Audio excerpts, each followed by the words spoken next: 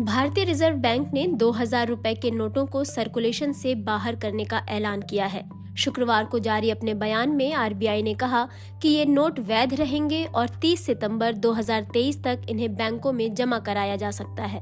बयान में कहा गया है कि लोग 2000 के नोट अपने बैंक खाते में जमा कर सकते हैं या किसी भी बैंक की शाखा में जाकर अपने नोट बदल सकते हैं। हालांकि अपने बैंक खाते में जमा करने के लिए कोई सीमा नहीं तय की गई है और इस पर मौजूदा कानून ही लागू होंगे। आरबीआई के नए नियम क्या हैं? 23 मई 2023 से अपने बैंक खाते या किसी भी बैंक में नोट बदले जा सकते हैं। किसी भी बैंक शाखा में एक बार में 20,000 रुपए तक जमा किए जा सकते हैं।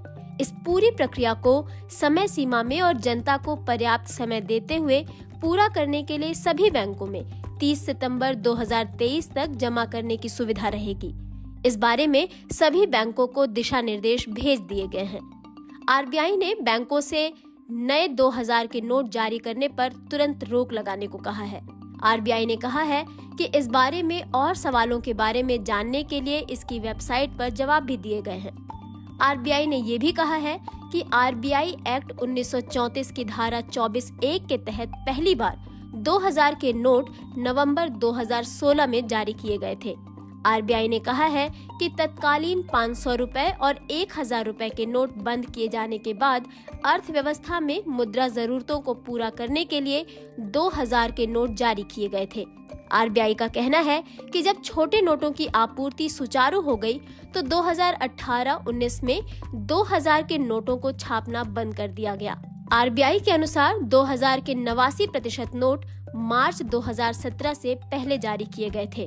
इन नोटों का सर्वाधिक सर्कुलेशन 31 मार्च 2018 को सर्वाधिक 6.73 लाख करोड़ था।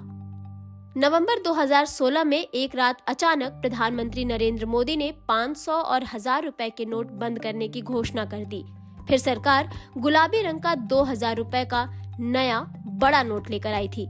8 नवंबर की उस रात प्रधानमंत्री मोदी ने नोटबंदी की घोषणा करते हुए कहा था कि रात 12 बजे के बाद से 500 और 1000 रुपए के नोट बंद हो जाएंगे और इसकी जगह भारतीय रिजर्व बैंक 2000 रुपए और 500 रुपए के नए नोट जारी करेगी। हालांकि बीते सालों में 500 का नोट तो खूब चला, लेकिन एटीएम और बैंकों में 2000 के नोटों की किल्लत पर सवाल उठते रहे।